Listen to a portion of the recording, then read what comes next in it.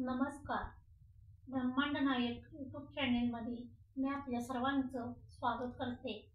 आज मी तुम्हाला जी माहिती देणार आहे ती माहिती अशी आहे. आता येणारा गुरुवार आपला मार्गशीर्ष महिन्यातील पहिला गुरुवार आहे. तर तुम्ही सर्वजण आता या गुरुवारचे जे महालक्ष्मीचे वार आहेत ते तुम्ही सर्वजण करताच. लक्ष्मीची पूजा मांडून श्री महालक्ष्मी महात्म्य ही कथा वाचता तुम्ही सर्वजण. त्याचबरोबर ज्या काही सेवा करायच्या आहेत त्या मी आज तुम्हाला सांगणार आहे. त्या सेवा म्हणजे अशासाठी आहेत की सर्वांना वाटतं आपल्याला आपल्या घरात लक्ष्मी टिकून राहावी आणि आपल्या घरात पैसा टिकावा, सर्वांची इच्छा असते अशी. प्रत्येक आता काही लोकांना एवढा पैसा येतो तरी कळतच नाही पैसा कुठं जातो, काय होतो, लोकांना कळतच नाही. म्हणून स्त्री ही घरचा कणा आहे.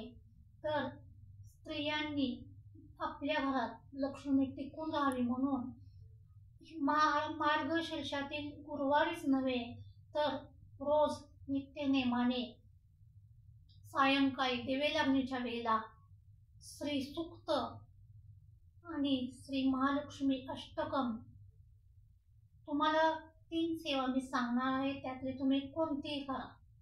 श्री सूक्त, श्री महालक्ष्मी अष्टकम आणि श्री महालक्ष्मीचा महामंत्र, ह्या 3 मी तुम्हाला सेवा सांगणार आहे. महालक्ष्मीचा मंत्र असा आहे: सर्व मंगल मांगल्ये शिवे सर्वार्थ साधिके शरण्ये त्र्यंबके गौरी नारायणी नमोस्तुते. हा असा मंत्र आहे महालक्ष्मीचा.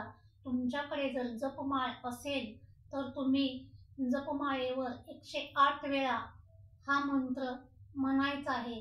ज्यावेळी तुम्ही मार्गशीर्ष महिन्यातील पहिला गुरुवार आहे, आता येणारा गुरुवार पहिला गुरुवार आहे, त्या दिवशी तुम्ही पूजा मांडून लक्ष्मीची पोथीची पूजा करून सर्व काही पूजा करून श्री महालक्ष्मी व्रतकथा वाचल्यानंतर या तिन्हीपैकी एकही तुम्ही सेवा करायची आहे.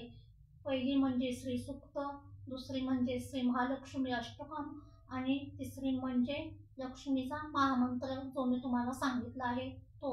याच्यामुळे आपल्या घरात लक्ष्मीचा वास राहतो, पैसा टिकून राहतो आणि सर्वात महत्त्वाचं म्हणजे पॉझिटिव्हिटी येते. आणि घरात बघा असं आहे, लक्ष्मी तिथेच नांदते जिथे सुख समाधान असेल, तिथेच लक्ष्मी नांदते. म्हणून सर्वात महत्त्वाचं आपल्या घरामध्ये सुख समाधान शांती हे गरजेचे आहे. क्लेश कलह हा नाही पाहिजे. त्याचबरोबर तुम्ही या सेवा मार्गशीर्षातले जेवढे गुरुवार आहेत तेवढे गुरुवारी तुम्ही करा.